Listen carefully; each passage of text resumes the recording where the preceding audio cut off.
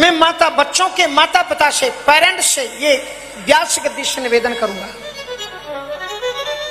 और निवेदन ये है कि आप कितने भी महंगे स्कूल में पढ़ा लेना,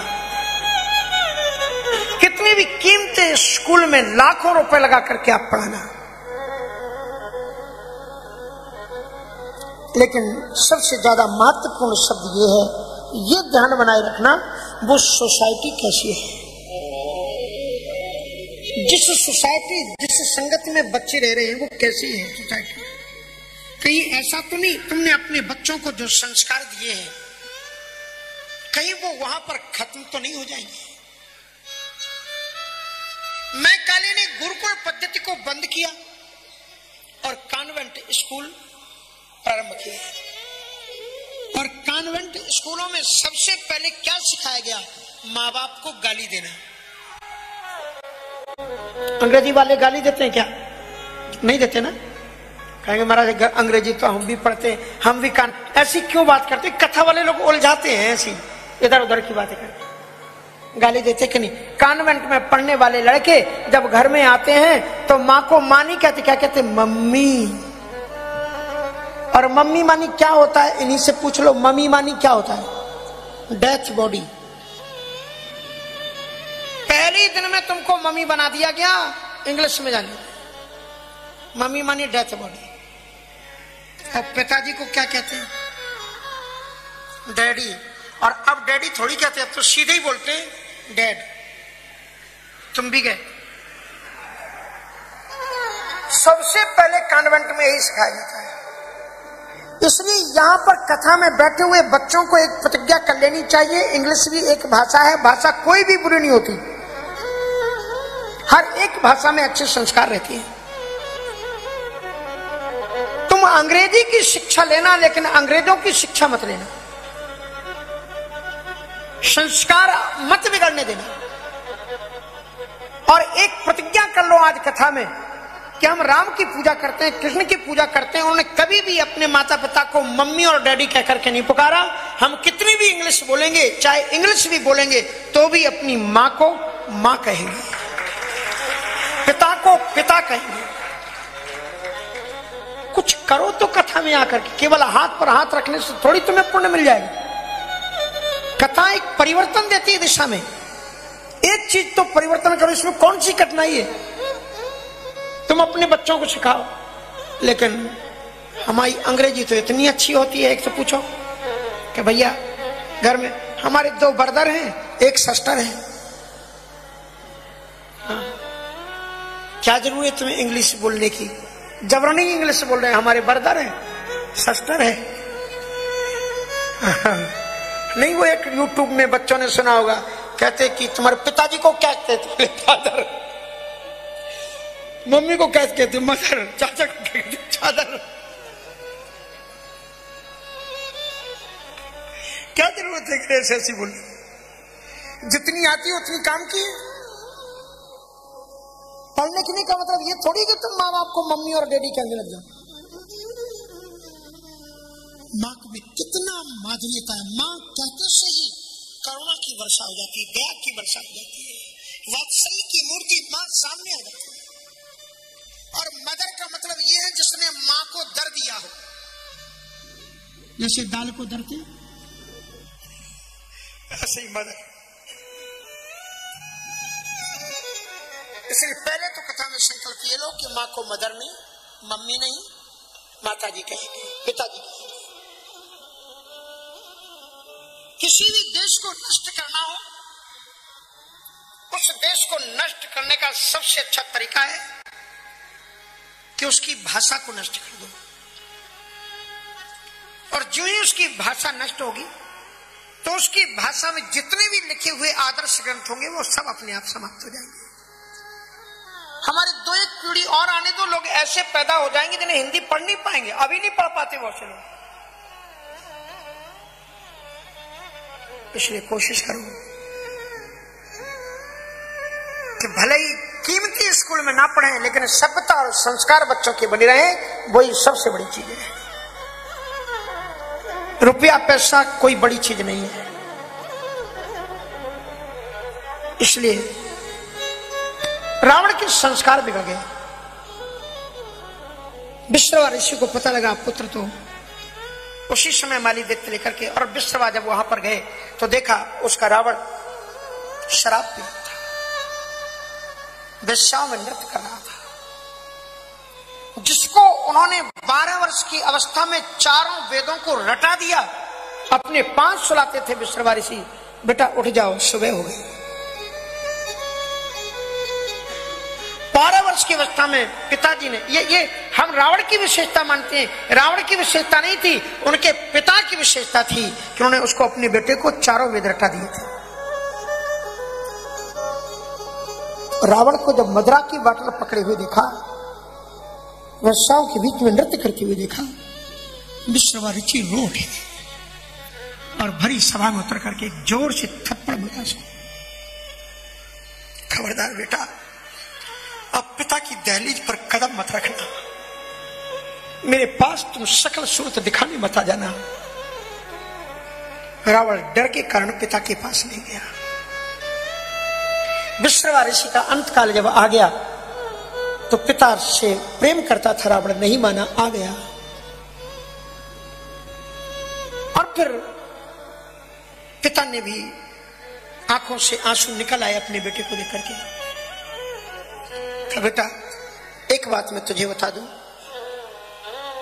कि तेरा उद्धार करने के लिए साक्षात भगवान धरती पर उतरेंगे। रावण रोते हुए चरणों में गिर पड़ा कि मुझे कैसे पता लगेगा कि वो भगवान है।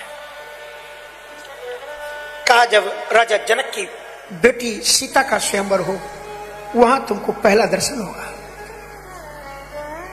रावण यहां धनुष उठाने आया ही नहीं था, रावण वहां पर आया। विश्रवा ऋषि ने एक ऐसी विद्या दी थी विश्वमोहिनी, इसका प्रयोग करोगे ना तो फिर सारे लोगों पर ये माया प्रभाव करेगी, लेकिन जहां राम ईश्वर होगा उसके ऊपर ये माया प्रभाव नहीं करेगी। तो इसको प्रयोग कर देना, और जिस पर प्रयोग ना हो तो समझ लेना कि वही भगवान है। पूरी सभा बैठी हुई, हजारों राजा बैठे हुए, स्वयंवर की भी प्रक्रिया शुरू होनी है। रावण ने उस मंत्र का प्रयोग किया, सारे लोग उस माया में डूब गए, लेकिन विश्वामित्र जी भी डूब गए, लक्ष्मण जी भी, लेकिन राम मुस्कुरा रहे थे। रावण समझ गया यही भगवान है। रावण अपने सिंहासन से उतरा कि हे ईश्वर, आप नीचे उतर के आइए, हम आपसे 2 बातें करना चाहते हैं। जैसे रावण ने उनको पहचान लिया, राम तो भगवान थे, वो तो पहचान ही गए। बोले बताइए। रावण ने कहा मैं दुनिया का सबसे अच्छा ज्योतिषी हूं, मुझसे बड़ा ज्योतिषी कोई नहीं है। मैं चाहता हूं कि उस ज्योतिष के माध्यम से मैं आपका भाग्य बता दूं। राम जी मुस्कुराए, कहा मेरे भाग्य को बताने के पहले तुमने अपना भाग्य देखा है क्या? रावण मुस्कुराया, क्या मैं अपना भी भाग्य बता दूंगा, और मुझे जन्मपत्री नहीं, मैं तो केवल भ्रुकुटी को पढ़ लेता हूं, बता देती हूं। रावण भाग्य बता रहा है राम जी का कि दाई आंखें परे राम सुनो, दाई आंखें परे राम सुनो, तुम तीनों को बनवास लिखा, दाई आंखें परे राम सुनो, तुम तीनों को बनवास लिखा। रावण कहता है हे रघुनंदन, तुम्हारी दाई भ्रुकुट के ऊपर ये लिखा हुआ है कि विवाह तुम्हारा होगा, सुख नहीं मिलेगा, तुम तीनों का वनवास हो जाएगा। राम जी ने पूछा तुम्हारी बात भ्रुकुटी पर क्या लिखा है? तो रावण कहता है बाई आंखें पर रघुनंदन। रावण कहता है मेरी बाई आंख के ऊपर लिखा हुआ है, वो मैं बता रहा हूं। बाई आंखें पर रघुनंदन, सारी लंका का नाश लिखा, बाई आंखें पर रघुनंदन सारी लंका का नाश लिखा। तो राम जी ने पूछा कि जब तुम्हें सब मालूम है तो यहां किस लिए आए, क्या उद्देश्य है यहां पर आने का? रावण ने रोते हुए कहा कि प्रभु, दुनिया के लोग जाने चाहे न जाने, मैं दिल से आपका भक्त हूं, मैं आपका सखा हूं, आपकी आज्ञा का पालन करके रावण के रूप में जी रहा हूं, और अब मुझसे ये नाटक किया नहीं जा रहा है, इसलिए मैं आपको एक निमंत्रण देने आया हूं। मैं आपको एक निमंत्रण देने आया हूं कि हे राघव, विवाह के बाद घर गृहस्थी राज्यपाट के चक्कर में कहीं ज्यादा रुक मत जाना। ऐसे विवाह के शीघ्र बाद, इस विवाह के शीघ्र बाद सीधे गढ़लंके चले आना। इस विवाह के शीघ्र बाद सीधे गढ़लंके चले आना। रावण की मोक्ष त्रिकारी इस सीता को संग लिए आना। रावण की मोक्ष पिटारी इस सीता को संग लिए आना। इस विवाह के शीघ्र बाद मैं आपको आमंत्रित करने आया हूं कि आप विलंब मत कीजिए। लीला का संपादन करके जितने जल्दी हो सके आप लंका पधारिए। निवेदन आपसे यह है कि आप अकेले मत आना। लोगों को मालूम नहीं है सीता मेरी बेटी है। सौदास नाम के ब्राह्मण ने एक यज्ञ किया था लक्ष्मी को पुत्री के रूप में प्राप्त करने के लिए, लेकिन मैं वहां पर पहुंच गया। मेरा तो प्रवृत्ति थी, मैंने यज्ञ का विध्वंस किया और उसका वो घट उठा के ले आया। उस घड़े के पान करने से ही लक्ष्मी को प्रादुर्भाव होना था और उसको मेरी मंदोदरी पी गई, गर्भवती हो गई। डर के कारण उसने जनकपुर के परिधि में आकर के बच्चे का त्याग किया, बेटी का, और वो सीता के रूप में प्रादुर्भूत हुई है। इसलिए मेरे मन में एक तमन्ना है कि मेरा आपके हाथों से उद्धार हो जाए और मरने के पहले एक बार अपनी बेटी को, अपनी लाडली को लंका लाना चाहता हूं। रावण ने एक बार भी सीता जी से अपशब्द नहीं कहे हैं। सीता जी ने बहुत कुछ कहा है। रामचरितमानस में आपको मालूम है रावण ने सीता जी के चरणों का बंधन किया है। अगर नहीं जानता तो चरणों का बंधन कैसे करता, बोलो कहां किया है? अरण्यकांड में। जब सीता जी ने बहुत अपशब्द कहे हैं रावण को, तब गोस्वामी जी लिखते हैं कि रावण ने बुरा नहीं माना। मनमहु चरण बंदी सुख माना। कहा तू मेरी मां है, मैं क्या करूं, मुझे यही पाठ दिया गया है, तुम्हें अपना पाठ कर रहा।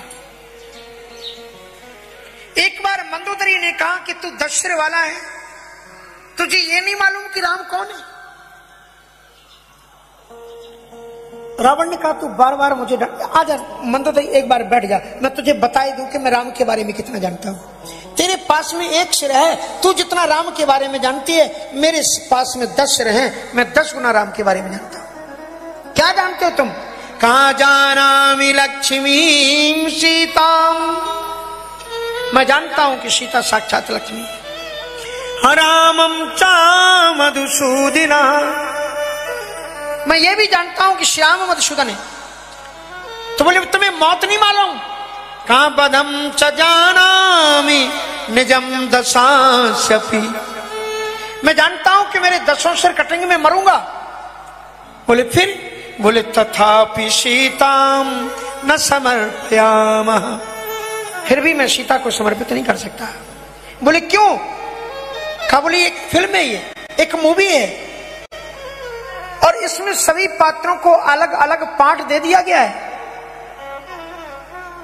और इसलिए इसमें मुझे गद्दार खलनायक की भूमिका दी गई। तुम्हें हीरो का पाठ कैसे करने लग जाओ? हीरो तो इसमें राम जी है।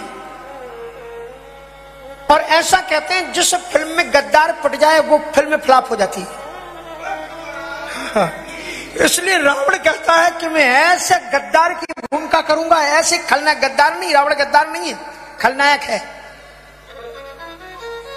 कहता मैं ऐसी खलनायक की भूमिका करूंगा कि दुनिया में जब भी कोई खलनायक की कल्पना करेगा तो एक बार उसे रावण की याद जरूर आएगी।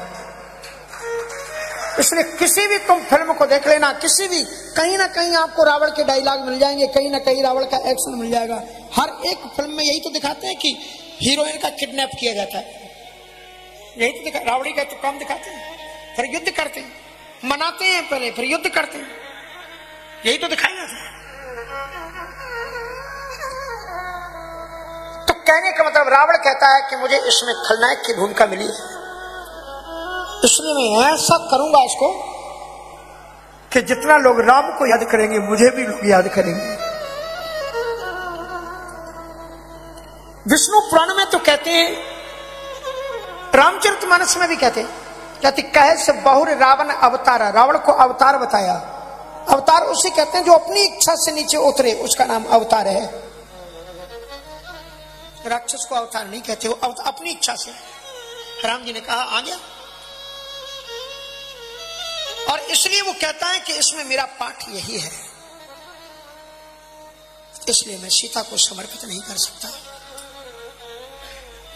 फिर भी रावण ने अंत में ये कहा, कहां राम रण हत्यु पछाड़ी। अंत में एक बार राम को स्मरण किया।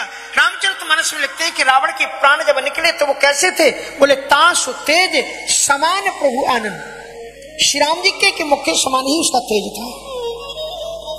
हर से देख शंभु चक्रानंद, रावण के तेज को देख करके देवता लोग पश्चाताप करते हैं रावण की मुक्ति के बाद में। जब रावण की मुक्ति हुई तो देवताओं की जरा प्रार्थना पढ़ो आप लंका कांड में। देवता चरणों में गिर करके कहते हैं हमसे ज्यादा सौभाग्यशाली ये था, उसने मुक्ति को प्राप्त किया, हम तो स्वर्ग में पड़े हुए। इस मुक्ति को हम देवता परम अधिकारी, हम इस मुक्ति के परम अधिकारी हैं। लेकिन स्वार्थ रथ हरि भगति विशारी, स्वार्थ में पारायण होने के कारण भक्ति से दूर हो गए। ये चौपाई कुछ बता रही है, कह रही इसने भक्ति की है इसलिए इसे तुम मिल गए, लेकिन हमको नहीं मिले। रावण भक्त है,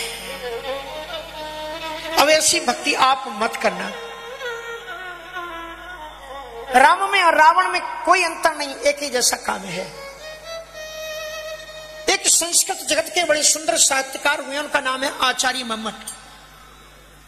उन्होंने एक ग्रंथ लिखा है काव्य प्रकाश, अद्भुत है, हम लोगों को पढ़ाया जाता है। उसमें ऐसा काव्य लिखा है कि पूरी व्याकरण राम कथा से समझाई हो, साहित्य में ये पढ़ाई जाती है वो पुस्तक। और अंत में पूरी राम कथा का सार एक लाइन में दिया है, एक लाइन में। पूरी राम कथा का सार क्या है?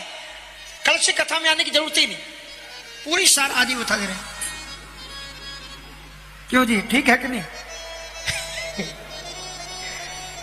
तो कहते हैं रामवद वर्तितव्यम ना रावणादिवत। जो राम करने आए रावण भी वही करने आए। राम जी हमें ये सिखाने आए हैं कि हम क्या करें, और रावण ये सिखाने आया कि क्या ना करें। काम दोनों का है। रामवद वर्तितव्यम न रावणादिवत। रावण कहता है मैं जो कर रहा हूं मत करना, नहीं तो यही होगा जो अभी हो रहा है। बेटा जराए जाओगे फिर तेल डाल के। तो बड़े गजब से जराते हैं पंडित जी लोग, पहले पूजा भी करते हैं। रावणाय नमः स्वाहा, उसके बाद में दैवत। बेचारा रावण भाग करके विदेश गया। अमेरिका में भी जलाते हैं रावण को। जितने जितने देश में हिंदू गए हर जगह पर बेचारा रावण जल रहा है, आज तक जल रहा है। रावण का आचरण जीवन में मत था। रावण ने बड़ी सुंदर बात, बहुत सुंदर आदेश उपदेश दिए। और उसके बाद में जो ही आदेश हुआ कि जो भी इस धनुष को तोड़ देगा त्रिभुवन जय समेत वैदेही, सीता का परिणय उसके साथ हो जाएगा। वहां गोस्वामी जी ने लिखा कि 10,000 राजा लोग उपस्थित हैं, एक संख्या दी। और परिकर बांधी उठे अकुला, चले एक देवन शरणाई। परिकर बांधे उठे अकुलाई, चले एक देवन शरणाई। चमकता के कपि शिव धन धाराही, चमकता के कपि धन धाराही। उठही न कोटि भांति बल कर, उठही न कोटि भांति बल कर। कितने राजा बोले भूप सहस्र दस कई 12। अब एक राजा उठा और उसने कहा, हे गणपति बप्पा मौर्य। गणेश जी बोले, बोलो क्या बात है? बोले ऐसी मेहरबानी करो, गणानान्वा गणपति गंगवामहे, प्रियाणान्वा प्रियपति गंगवामहे। वसो मम आहम जान गर्वधमा त्वम जासि गर्वधम। थोड़ा आधा कर दिया, प्रियाणान्वा गणपति सज्जन। तो कहने का मतलब ये है कि ऐसे प्रकार से उन्होंने कहा, हे गणेश जी महाराज कृपा करो। बोले क्या करें? कहा कि हमसे धनुष टूट जाए।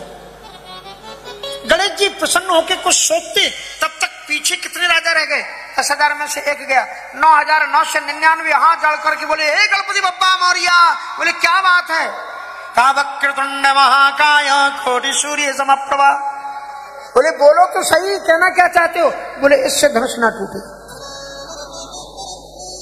और एक राजा कह रहे हैं उससे धनुष टूट जाए, 9,999 कह रहे धनुष से ना टूटे। वोट का जमाना, एक वोट है केवल तोड़ने का टूट जाए। तो गणेश जी महाराज फिर चुप हो गए। वो गया बेचारा, पूरी ताकत लगाई, धनुष तो उठा, हिला नहीं पाया, पसीना हाथ में आया, सिरक गया और सीधे प्रत्यंचा पर नाक पड़ी, उसकी नाक कट गई। अपनी नाक दबा करके पीछे आकर के बैठ गया, रोता रवाता। और उसके बाद में दूसरा राजा उठा, उसने गणेश जी को मनाया, गणेश जी महाराज मेरे ऊपर। और पीछे वाले राजाओं ने फिर वही प्रार्थना की, इससे भी धनुष न टूटे। गणेश जी महाराज ने सोचा किसकी बात मानी? गणेश जी महाराज उस राजा के पास में नहीं गए जो राजा धनुष तोड़ने के लिए जा रहा था, उसकी बात नहीं। और जो राजा बैठे हुए थे, कह रहे थे इससे धनुष न टूटे, उनके भी पास नहीं गए। उस राजा के पास गए जो पहले गया था। उसके पास में बोले कि तुम तो तोड़ नहीं पाए, इससे तोड़वा दी। उस राजा ने रोकर के चंद्र पकड़ लिए कि महाराज अब मेरी प्रार्थना जरूर सुन लो। अब जो काम हम नहीं कर पाए वो कोई नहीं कर पाए। अगर हम धनुष नहीं तोड़ पाए, अब ये भी धनुष ना तोड़ने पाए, इतनी तो प्रार्थना सुनी लो। इसलिए लोगों की प्रवृत्ति होती कि जो सुख हमें नहीं मिला वो दूसरे को न मिले। एक व्यक्ति ने तपस्या की, भगवान प्रसन्न हुए, कहा वरम हुए, वरदान मांग। अब उसने कहा कि वरदान, बोले महाराज ऐसा वरदान दो कि एक बार वरदान दोगे तो एक ही वरदान मिलेगा, ऐसा कुछ दे दो कि हम जब भी मांगे तो पूजा करके मिलता नहीं। तो शंख दे दिया, कहा ले जाओ, इसको बजा करके तुम जो कुछ मांगोगे तुम्हें मिल जाएगा। अब बड़ा हैप्पी, और उसको लेकर के भागा, कहा सुनो पूरी बात तो सुन जाओ। बोले क्या अब सुनना है? अब तो आपने इतना।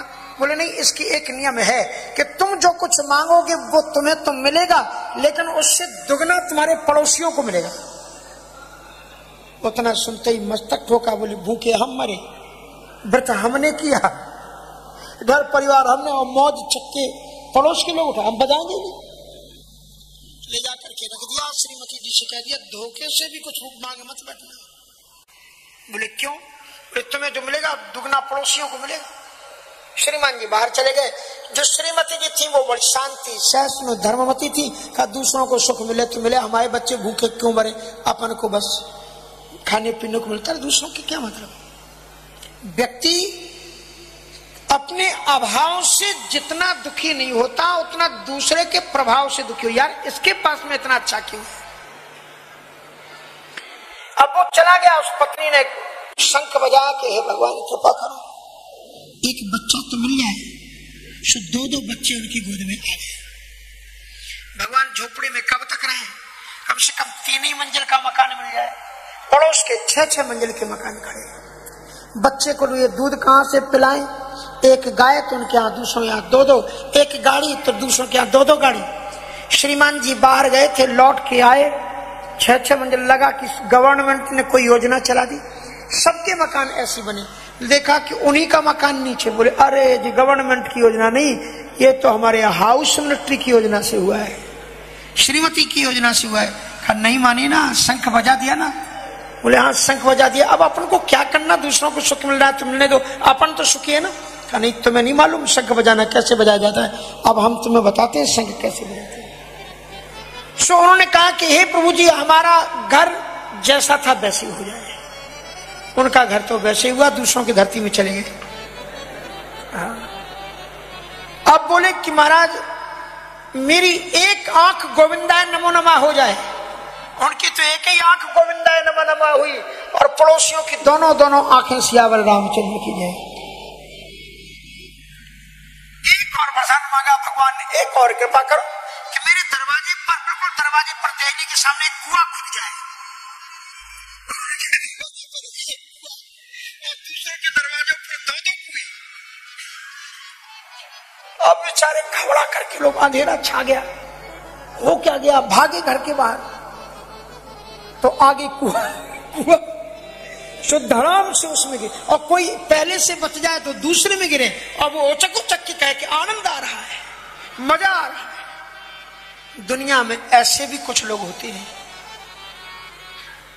जे पर दुख देखता हर साईं, दूसरे के दुख को देख करके प्रसन्नता का अनुभव करते हैं। इसलिए बड़ी सुंदर बात इसमें बताई गई है कि उन राजाओं ने कहा जो सुख मुझे नहीं मिला वो इनसे भी, और ये केवल त्रेता का सत्य नहीं, आज का भी सत्य है। आज हमारा देश, इस देश में क्या कमी है? दुनिया का सबसे बड़ा आश्चर्य लोगों ने कुंभों में देखा है। किसी भी गवर्नमेंट की इतनी शक्ति नहीं है कि जितने कुंभ में लोग आए उनको अगर पूरी उत्तर प्रदेश की संपत्ति लगा दी जाती तो भी लोग भोजन नहीं करा सकते थे। थोड़े बहुत होते हैं इतने लोग, 60-70 करोड़, और सब खाए और कहां रहे ये तो देखो। अब फिर भी अगर तुम्हें भगवान के चमत्कार पर विश्वास नहीं है तो फिर तुम्हें कौन समझाए?